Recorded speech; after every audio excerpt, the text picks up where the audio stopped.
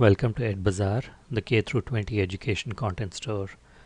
In this video, we'll learn how to create a vendor account.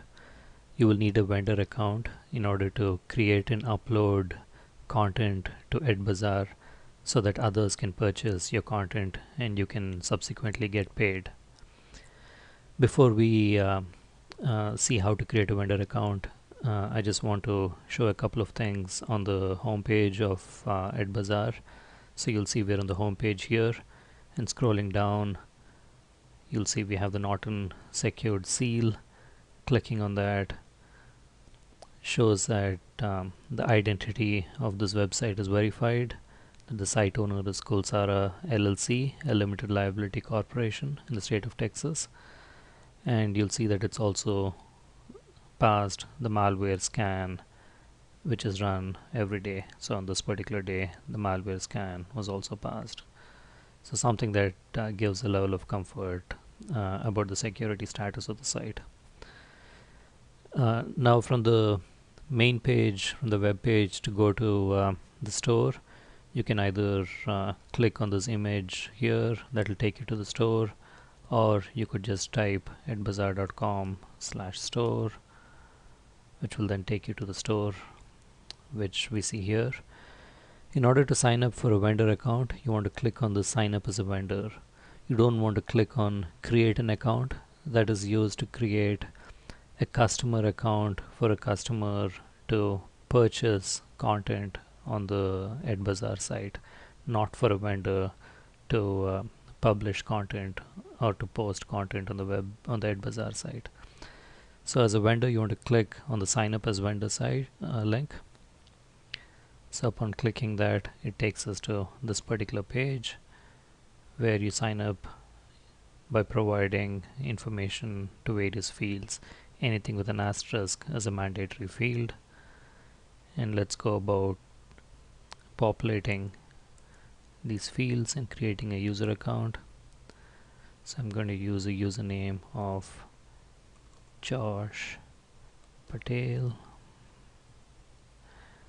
first name Josh, last name Patel, email ID joshpatel@edbazaar.com. So you provide your email ID here, and the PayPal email ID is an email ID that needs to be registered with PayPal. It's free to register an email with PayPal.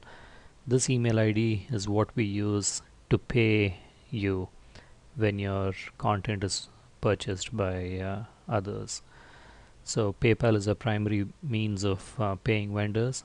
We also have the option of paying vendors in the US by a check, but we require you to provide a PayPal email ID, which is a primary means of payment to vendors. So in this case, using the same email ID, then you provide your telephone number,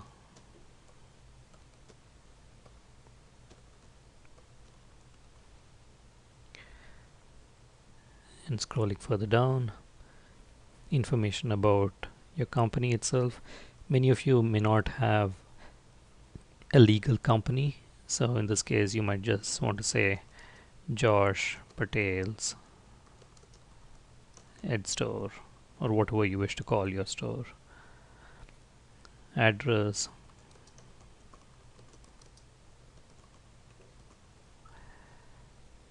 enter the city name, enter the zip code,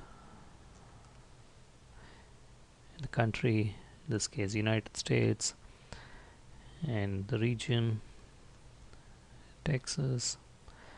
If you have a website, you can enter that URL here. You could provide some more description about what your store is about. So Josh Patel's store provides math content, for instance, and then you provide a password. Repeat the password,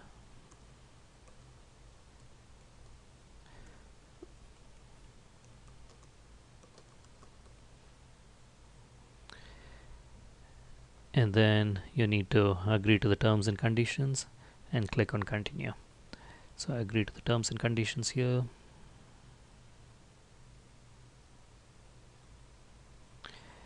and then click on continue. And that's it. Now you've registered as a vendor with EdBazaar. You also would have received an email to the email ID that you provided saying that you've registered as a vendor. And now you can log in by going to this login page. Again, you want to remember this login page, edbazaar.com/store/admin.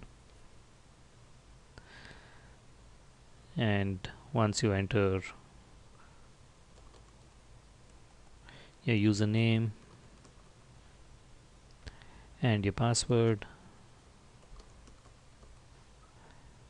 you're then logged in.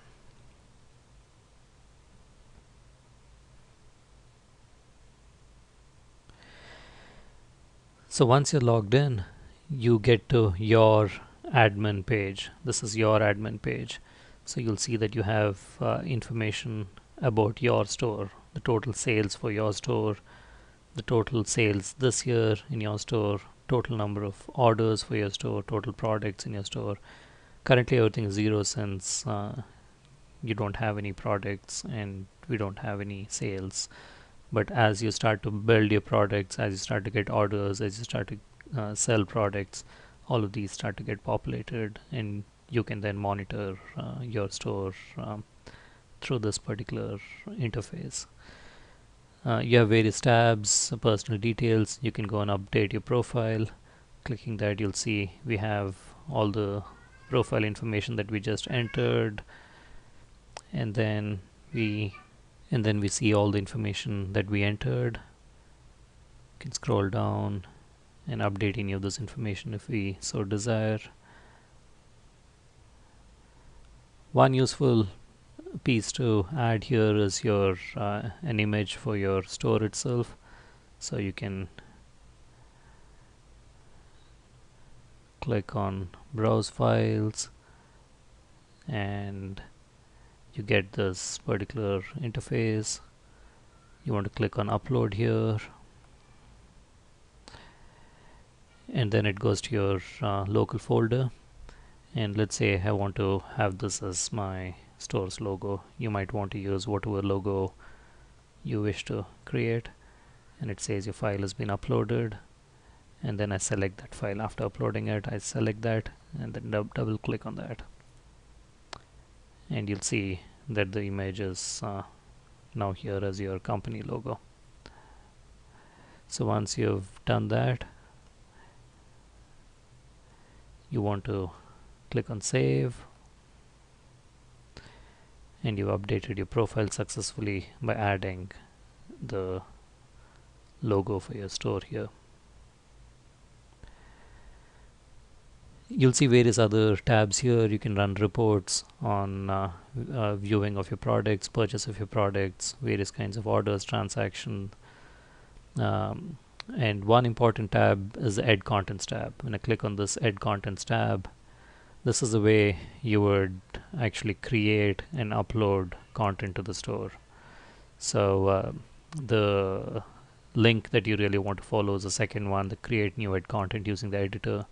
The first link is if you already have an IMS common cartridge content which you want to upload to the site. IMS common cartridge is a standard way of representing content. Most of you probably would not have content in that format, so for now I would suggest that we focus on the second link, create new add content using the editor, and in a subsequent video we'll show you how to create content and upload content using this particular link. And to log out, you just click on log out, and that takes you back to this admin page.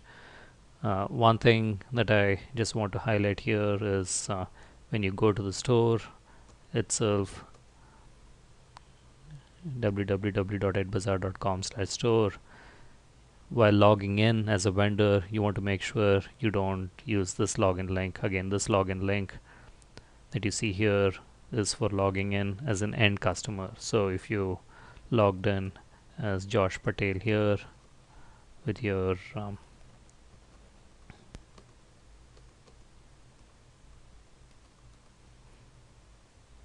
username and password, it wouldn't recognize the username password. It says no match for email address and or password, and that's because this username password that you just created is not a customer username password. It's a vendor username password, which you could log in by going to edbazaar.com/store/admin, and this is where you would enter your username password, Josh Patel, and then password,